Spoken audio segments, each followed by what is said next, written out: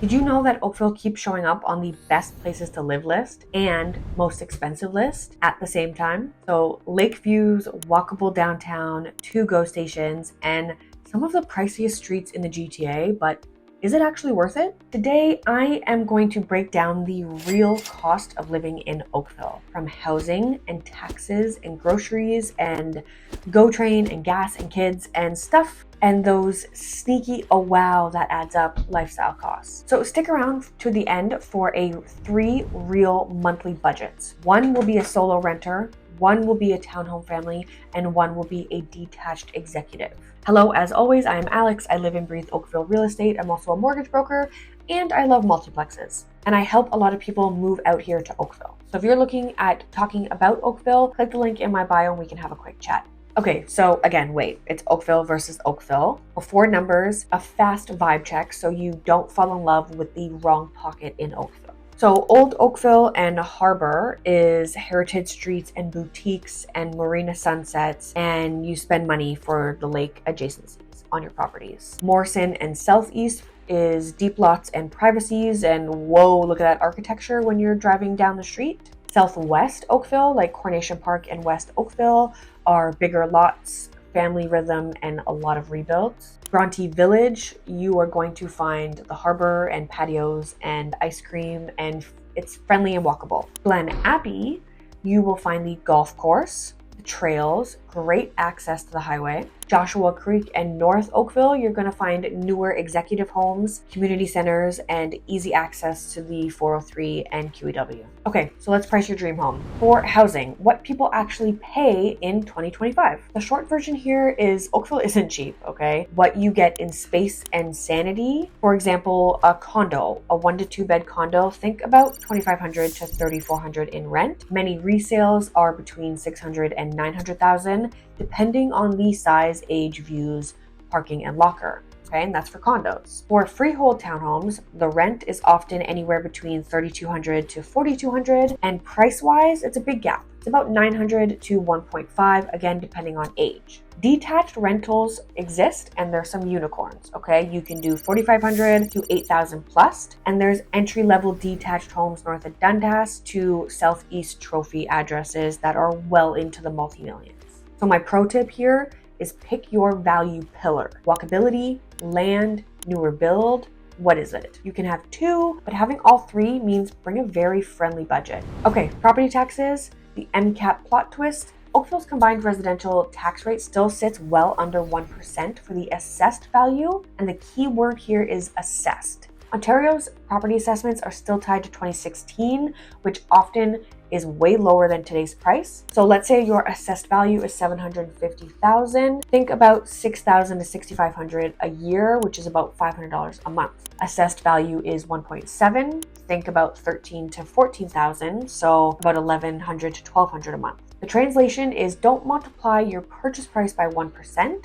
Use the assessed value on the tax bill like a pro. For utilities, electricity is usually time of use or ultra low overnight plans. Most households end up about $130 to $180 a month. Condos are obviously less than that. For natural gas, that swings seasonally. So budget $40 to $70 for warmer months and $100 to maybe $170 actually for colder months in detached. Water and waste sewage, I would say budget about $40 to $90 a month minimum. And for internet, you can probably budget about $85 to $120 a month before you negotiate any promos in there. So yes, bigger homes cost more to heat, and no, your teenager does not need a 45-minute shower, but they will try. Now commuting, there is GO heroes and highway humans. The GO train, there's 2 stations, we know that, Oakville and Bronte, and Union is roughly about 50 minutes away. So you'd have to budget your GO train fare into your budget. And for driving, of course, we have the QEW 403, 407, and for hybrids who love Oakville,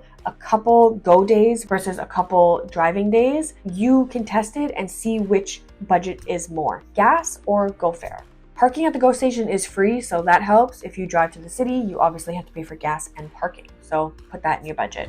Let's also talk about childcare and school costs, which is quite pricey. If your daycare is under the C-Wealth program, then you're at $22 a day, and if you're like me and you have 2 kids that are in daycare, it's about $1,000 a month. But if you don't have a daycare in that program, it's way more than that. Now let's talk about schools. Public schools are public, so of course they're free, but we do have some private schools here as well. And there's a wide range nearby if you need smaller classes or specialized support as well. So let's also now move into everyday life. So your groceries, your coffee, and who just spent $70 at the bakery, because that does happen out here. Family of 4, I would honestly budget about $1,500 a month in groceries, especially if you have 2 young growing boys like me. Chicken is not cheap. And if you want to go out dining, so you want to go out for coffees on Sunday mornings or go downtown or Bronte, this will test your budget. And for a family of 4, a meal is not cheap here as well. So maybe budget a couple $100s if you want to go out for Friday dinners. Now, if you shop at Whole Foods, then yes, you might have to spend your whole paycheck, or you can shop at the No Frills or the Walmart. You pick. Now, if you're big on fitness, there is a lot of fitness clubs here because Oakville has a lot of fit people. There are pools, there are rinks, but there are also really expensive gyms. There's also a golf course. There's tennis you can do here. There are so many things that you can do that will add more to your monthly budget. So whatever your extracurricular activities are, put that in your budget. Then also budget if you have kids.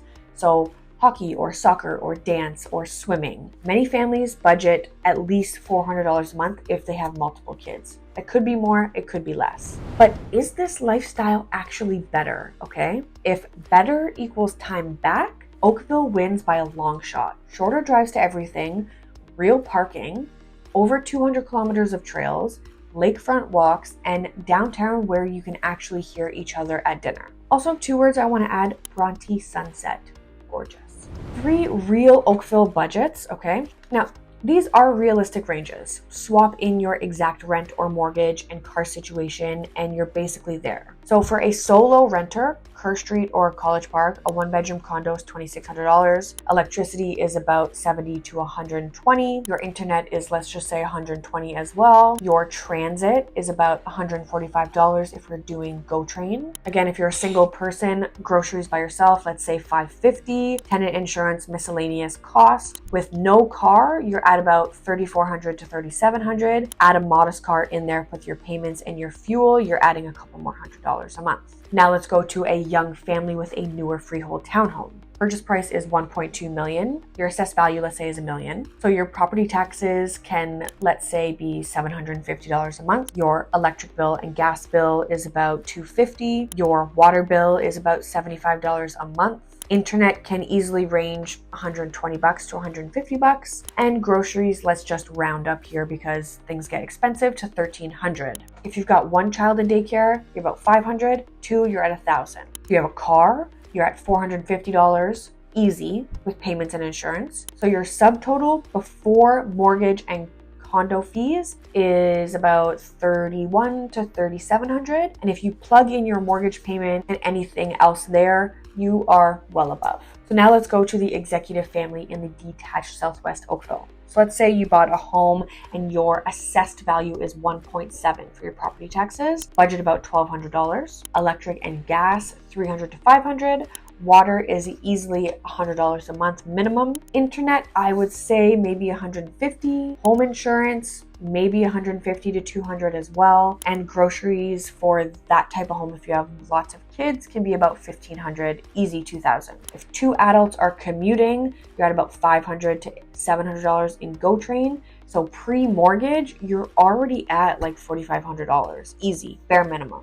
Bottom line is Oakville is expensive, but many families trade condo fees and parking and subway life for a backyard or quicker air and loop or calmer vibes and tree-lined streets where people actually land so you don't overthink it. Walkability people like Old Oakville, Kerr, and Bronte. Land and privacy people are at Morrison and Southwest. Newer, low reno people are in Joshua Creek areas. Highway convenience, you're in Glen Abbey, West Oak Trails, River Oaks in that community, and that's a strong family vibe. So pick your 2 pillars: walkability, land, or newness. We'll find the address that matches your life and we can take you on a tour.